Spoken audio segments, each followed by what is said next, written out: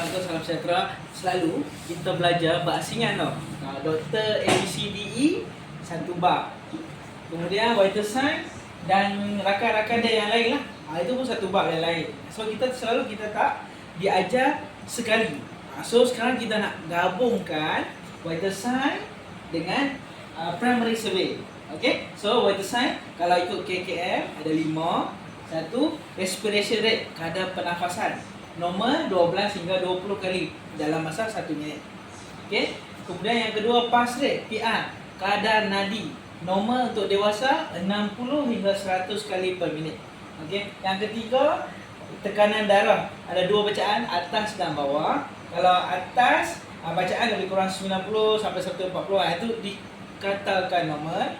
Kalau bacaan bawah 60 sampai 90. So saya selalu akan ingat bawah dulu, senang. 60 sampai 90, 90 sampai 140. Itu adalah tekanan darah. Okay. Yang keempat, body temperature, suhu badan. Yang ni masa COVID hari tu semua orang pandai lah.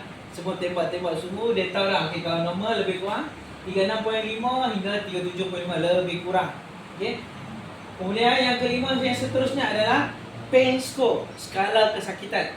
Yang ni adalah vital sign yang kelima. Kita kena tanya patient, cek 0 sampai 10. 0 tak sakit langsung, 5 sedara sakit, 10 sakit macam nak beranak.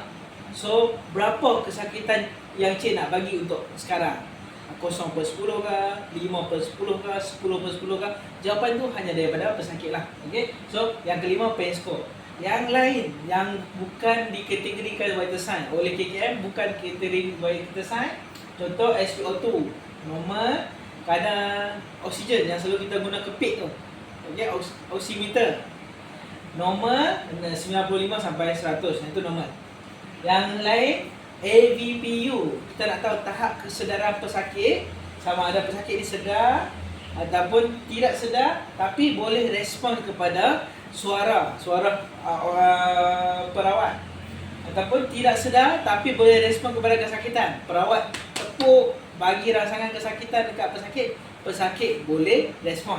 Ataupun you are responsive. Buat tiga-tiga ni, bagi rangsangan suara, bagi rangsangan kesakitan pun, pesakit tak dapat respon. Okay, yang tu AVPU.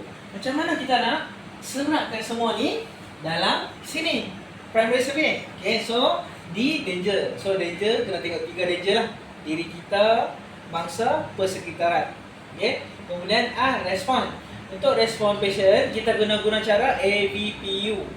Kalau nak patient tadi U, dia tak sedar langsung, kena start CPR dah. So tak payah buat yang lain lah, CPR tu lah.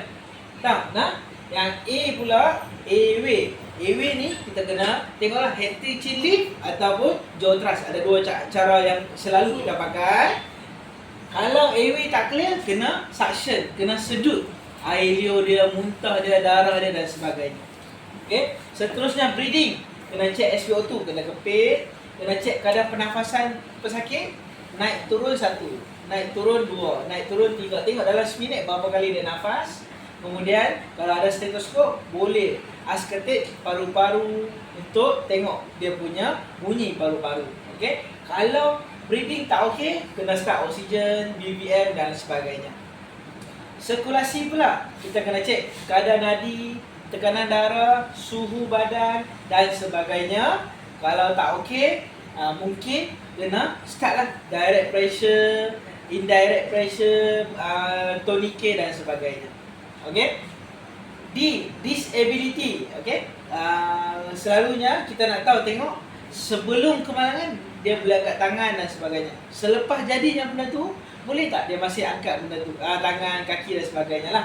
Okay. Mungkin juga kita nak cek blood glucose level. Kita nak cek gula dekat jari tu, kita nak tengok gula normal ke tak normal. 4 hingga 7.2 di consider normal lah untuk pesakit. So bawah dari 4 tak cantik, atas daripada 8 tak kira tak okey. So kalau ada masalah apa-apa kat bahagian disability, mungkin nak immobilize pesakit dengan pasang splint dan sebagainya. Last kali, exposure. Dalam kawasan yang ada privacy, dalam ambulans yang cermin dia gelap, digelapkan. ataupun dalam kawasan yang bertirai, tutup dan sebagainya, kita boleh minta kebenaran pesakit nak buka baju, nak tengok ada tak luka-luka lain yang kita takut terlepas pandang. Okay? Dia kata sakit kat dada, kita buka baju, nak tengok ada tak luka lain yang takut terlepas pandang. Kalau kita cek head tutup, masa tu ada masalah leher dan tulang belakang, mungkin nak pasang spinal board. Masa ni lah kita kena cek nadi dia, dia punya pergerakan motor dia dan sensori dia. Kita mungkin kat tapak kaki, kita boleh tengok dan kita tanya pesakit, rasa tak? Okay? Kemudian kita buat pula sebelah dia, tak sentuh kaki dia, tanya dia rasa tak? Kalau tak rasa, normal. Rasa tak? Rasa, normal. Okay? Kalau kita buat sebelah tapak kaki dia yang kosong ni, dia tak tengok, tapi dia kata dia rasa, then something wrong lah, dia punya sensori dia. Okay? Tu sebuah sedikit macam mana kita nak gabungkan primary survey, vital sign masuk dalam primary survey.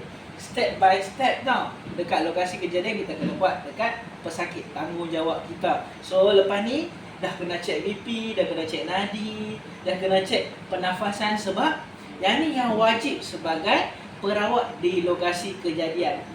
Wajib tau. Kalau tak buat, dosa tak? Itu dah tanggungjawab kita. Okay, terima kasih kerana menonton.